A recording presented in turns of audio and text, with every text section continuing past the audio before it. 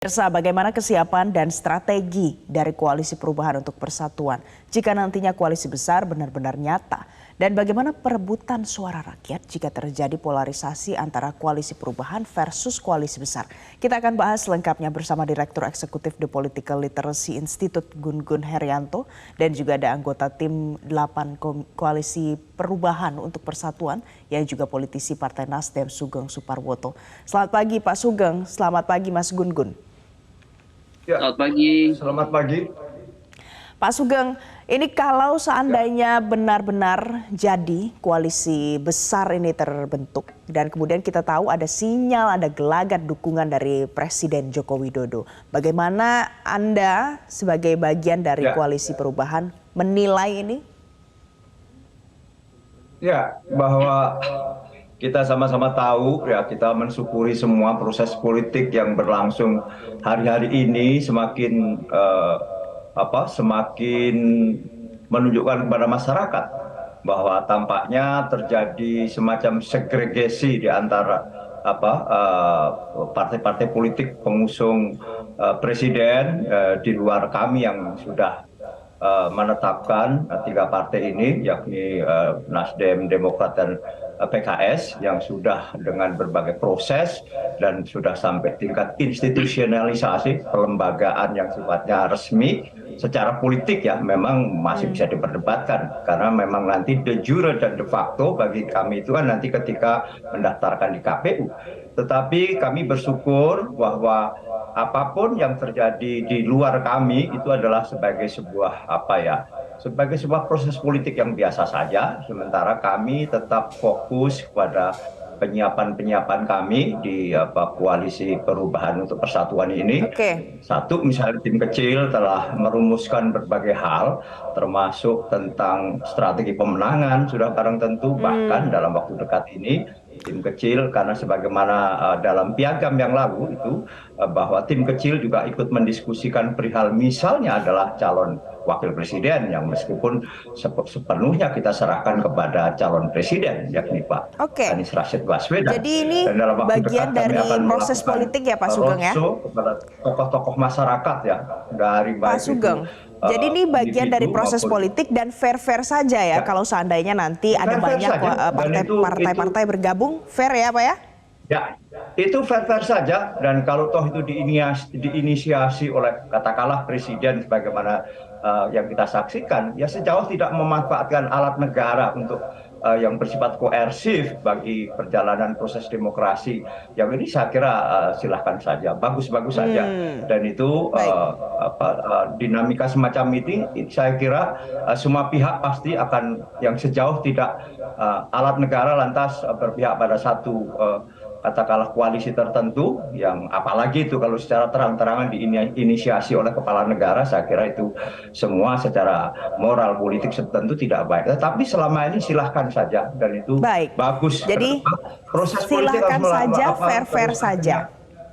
Oke, Mas Gun Gun, ini kan memang masih panjang mungkin prosesnya, baru ketemunya 1 kali saja. Pertanyaannya adalah, apakah mungkin ini terbentuk, Mas Gun Gun?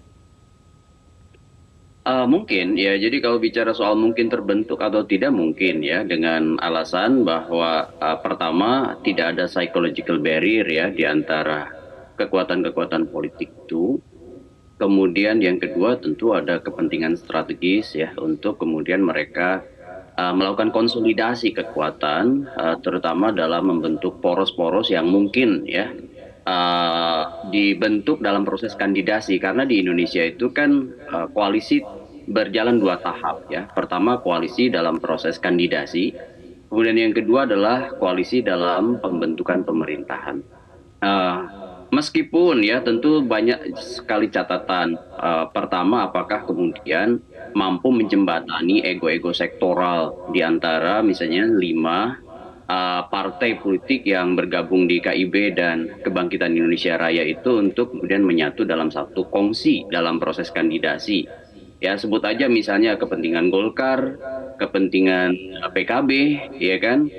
Nah, ini kan bicara bukan hanya soal figur, tapi juga bicara soal misalnya potensi power sharing ke depan, ya kan, bicara juga misalnya hal-hal teknis yang kerap kali tidak terdiskusikan di media, misalnya bicara soal cost of entry atau biaya masuk gelanggang pertarungan.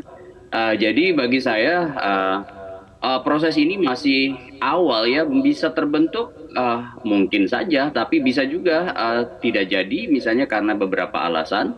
Contoh misalnya alasan strategi masing-masing partai untuk kemudian melihat potensi-potensi mereka di masa mendatang, ya seperti misalnya Golkar apakah terakomodir misalnya kepentingannya, ya kan?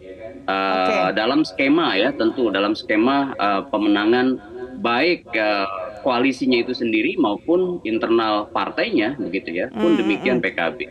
Mas Jadi Gun Gun, ini kalau masih ada dukungan, ada support, ada sinyal positif dari kepala negara akan mendukung koalisi ini, bagaimana pendapat Anda? Apakah ini menjamin nantinya pasti akan berhasil? Dalam satu hal memberi kontribusi ya, artinya menjadi jembatan bagi apa namanya ego sektoral yang sulit terjembatani dengan adanya solidarity maker. Itu biasanya memang koalisi besar itu kan membutuhkan figur, membutuhkan sosok yang bisa menjembatani ragam kepentingan. Sekaligus ya ini juga menjadi sebenarnya potensi masalah ya. Potensi masalahnya ketika misalnya ruang komunikasi politik yang dibangun itu tidak sampai pada lahirnya kesepakatan. Karena kan dalam membentuk koalisi itu tidak semata-mata satu pemahaman atau mutual understanding, tapi juga harus mewujud dalam kesepakatan seperti Pak Sugeng tadi sebut. Itu yang disebut dengan pelembagaan atau institusionalisasi koalisi ya, dalam bentuk misalnya real dukungan yang nanti tentu pada saat Oktober November paling akhir itu menjadi semacam kesepakatan de jure bukan hanya de facto ya pada pengusungan capres cawapres di KPU. Nah, hal ini masih sangat cair sebenarnya sampai mungkin injury time, karena kan bukan hanya bicara sosok capres tapi juga sosok cawapres ya, yang itu tidak mudah juga menjembataninya. Sekarang ya semua tentu kan membuka ruang-ruang komunikasi, dan ruang komunikasi itu biasanya ya setiap kekuatan politik akan membuka yang disebut dengan potensi-potensi kerjasama. Nah, nanti pada saat misalnya proses itu berjalan, apakah kemudian sampai pada kesepakatan atau tidak? Nah, kita harus lihat beberapa waktu ke depan. Oke, Pak Sugeng, kalau kita lihat dinamika yang terjadi sekarang ini, kalau kita hitung-hitungan kekuatan misalnya seperti itu ya, di koalisi besar itu ada banyak partai politiknya, ya kan? Sedangkan di koalisi perubahan hanya ada 3. Optimis tidak Pak? Bisa cukup menyeimbangi kekuatan ini? Ya, kita tetap optimis karena apa? Koalisi dalam konteks jumlah partai yang misalnya tadi secara ekuivalen yang duduk di legislatif misalnya tidak linier dengan apa yang nanti adalah suara rakyat, kan begitu. Karena ini adalah nanti memilih calon presiden dengan pasangannya sudah barang tentu, dengan sejumlah katakanlah agenda untuk program-program besar yang itulah nanti yang akan beradu di tengah-tengah masyarakat. Sekali lagi karena juga terjadi semacam kalau kita lihat, kalau kita mengacu pada survei-survei, toh partai tertentu yang menyalonkan tokoh tertentu tidak 100% lantas gitulah pendukungnya atau konstituennya adalah mendukung juga apa yang dicalonkan oleh partai tersebut.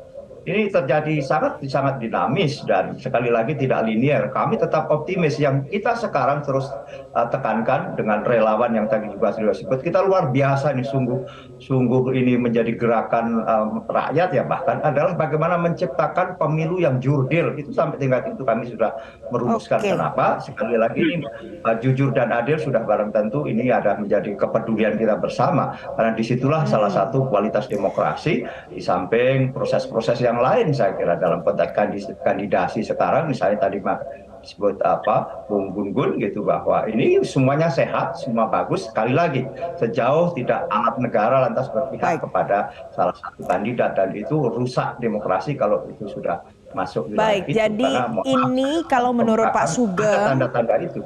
Ya. Oke, kalau menurut Pak Sugeng ini tidak semuanya tergantung pada jumlah parpol yang terlibat saja, tapi ini adalah suara rakyat. Pertanyaan ke Mas Gun-Gun adalah apakah memang benar kalau kita belajar dari sejarah di Republik ini itu bisa terjadi di pemilu-pemilu sebelumnya kalau suara rakyat yang menentukan siapa yang menang, bukan berapa banyaknya partai politik yang kemudian bersaing. Tapi pemirsa, kita akan jawab pertanyaan ini nanti usai jeda, jadi jangan kemana-mana, tetaplah bersama kami. Pemirsa, Anda masih bersama kami dalam Metro Pagi Prime Time. Kita masih akan lanjutkan dialog kita pagi hari ini dengan Mas Gun-Gun Herianto, Direktur Eksekutif Political Literacy Institute, dan juga ada Ketua DPP Partai Nasdem, Sugeng Suparwoto. Mas Gun-Gun, tadi kita bahas soal kalau koalisinya besar, kemudian dapat dukungan dari Presiden Joko Widodo. Tapi pertanyaannya adalah kalau kita belajar dari sejarah, apakah ini menjadi sebuah jaminan ini pasti berhasil atau mungkin saja gagal? Begini, tidak ada jaminan ya bahwa bergabungnya banyak sekali partai politik itu bisa memenangkan pasangan capres-cawapres. Bahwa itu berpotensi untuk mengonsolidasikan basis struktur partai, ya itu iya. Tetapi kemudian dalam tradisi memilih di Indonesia, terutama pasca pemilu langsung ya 2004. Itu kita bisa lihat data soal party ID di Indonesia itu sebenarnya masih sangat lemah. Artinya orang memilih karena party ID atau party identifications itu masih lemah. Artinya begini, meskipun misalnya di atas kertas koalisi besar itu terbentuk, sebut aja misalnya KIB dengan Kebangkitan Indonesia Raya, kalau digabungkan itu bisa melampaui bahkan jauh, ada 281 kursi ya. Parlemen atau DPR untuk kemudian mengusung pasangan capres-cawapres. Apalagi kalau misalnya PDIP masuk gitu kan ada 409 kursi. Artinya memang ini menjadi koalisi yang sangat besar. Tetapi apakah kemudian bisa langsung menjadi sebuah garansi kemenangan? Belum tentu. Akan sangat bergantung pada banyak faktor lain ya. Contohnya misalnya strategi micro targeting. Zone marking misalnya ya, penguasaan wilayah, teritori, penguasaan misalnya simpul-simpul pemilih dengan pendekatan basis komunitas. Terus kemudian bagaimana misalnya simulasi misalnya nama capres-cawapres, apakah kemudian bisa menjadi magnet elektoral ya pada pemilih sehingga kemudian bisa menghidupkan yang disebut potensi kemenangan. Jadi sebenarnya banyak sekali faktor ya yang tidak hanya semata-mata matematis. Misalnya matematis itu adalah hitung-hitungan berapa besar potensi ketika partai-partai bergabung.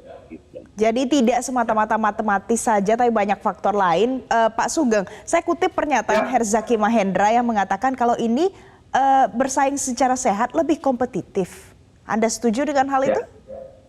Ya harus begitu. Gitu. Kita harus bersaing dengan sehat dan itu lebih kompetitif. Tadi disebut oleh Bung Gun-Gun apa disebut dengan micro targeting. Ini mohon maaf saya buka saya dalam forum ini.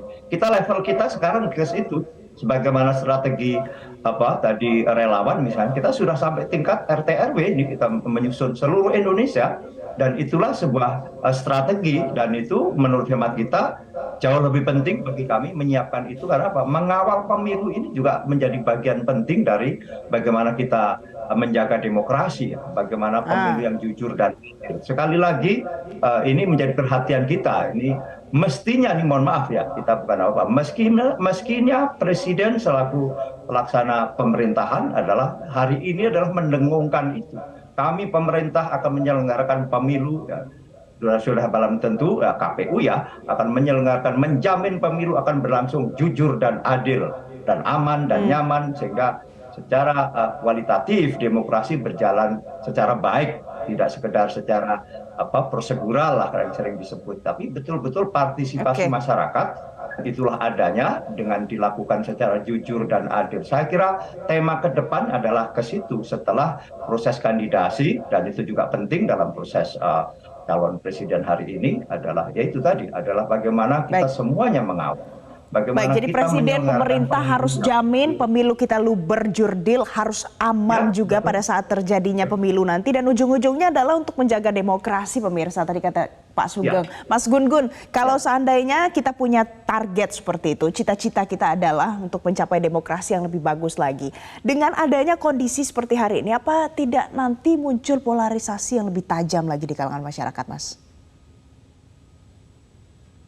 Oke, dalam konteks pemilu langsung ya, yang namanya rivalitas itu pasti ada.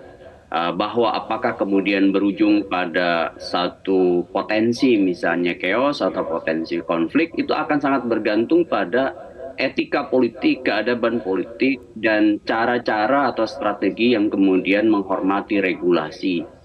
Ya, yang kemudian semua pihak harus menempatkan asas competitiveness dalam penyelenggaraan pemilu, ya, sekaligus tanpa kemudian menafikan keberadaan rambu-rambu, baik itu regulasi, etika yang hidup di masyarakat, ya, nilai-nilai, sehingga kemudian tidak proses hanya sekedar dalam mindsetnya adalah memenangi suara. Ya. Kenapa? Karena kan Oke. kontestasi itu temporer 5 tahun. Tetapi berdirinya bangsa dan negara ini kan melampaui ya musim-musim kontestasi itu gitu. Nah itu menurut saya Terkait makanya dengan kemudian harus ada paling luber tidak 2. jurdil tadi, jujur dan adil yang disampaikan Pak Sugeng tadi, Anda yakin itu bisa tercapai dan terwujud, Mas Gun-Gun? Ya, kita harus optimis ya, karena bagaimanapun kan ini adalah proses kerja bersama. Pertama adalah penyelenggara pemilu harus imparsial, tidak boleh memihak. Kemudian yang kedua, institusi negara dari pusat hingga daerah itu harus menahan diri untuk tidak berada dalam pusaran politisasi birokrasi. Ya kan? Termasuk juga menurut saya hal yang paling penting lagi adalah bagaimana partai-partai politik yang kemudian terlibat dalam kontestasi itu juga mengindahkan yang disebut dengan proses kualitas demokrasi elektoral yang mengacu ya tadi pada 2 hal ya. Pertama adalah regulasi yang kemudian disepakati, yang kedua adalah keadaban berpolitik. Jangan sampai kemudian justru polarisasi dipantik ya oleh aktor-aktor yang bertarung sehingga kemudian rakyat kebanyakan yang masyarakat awam itu kemudian bergerak dalam konteks mobilisasi bukan dalam konteks partisipasi. Nah, ini yang bahaya. Kalau hanya sekedar mobilisasi itu hitungan-hitungan angka atau suara apapun caranya sekalipun misalnya menghalalkan segala macam cara. Tapi kalau partisipasi basisnya adalah rasionalitas. Ya. Rasionalitas pemilih, kalaupun misalnya masih sedikit pemilih yang kemudian kategori rational voters, cara-cara pendekatan pada mereka yang awam itu juga tetap mengindahkan yang disebut dengan nilai-nilai luhur, keadaban berpolitik tadi. Baik, Pak Sugeng tidak berbasis pada mobilisasi tapi berbasis pada partisipasi. Untuk relawan dari KPP ini, apakah sejauh ini besar dampaknya, pengaruhnya, analisanya seperti apa sih soal partisipasi relawan di sini? Oh ya, sangat besar dan itu menjadi sesuatu yang sangat strategis dan itu adalah bagian integral dari proses demokrasi itu sendiri. Jadi bahwa relawan karena betapapun daya jangkau perluasan partai politik juga masing-masing ada keterbatasannya.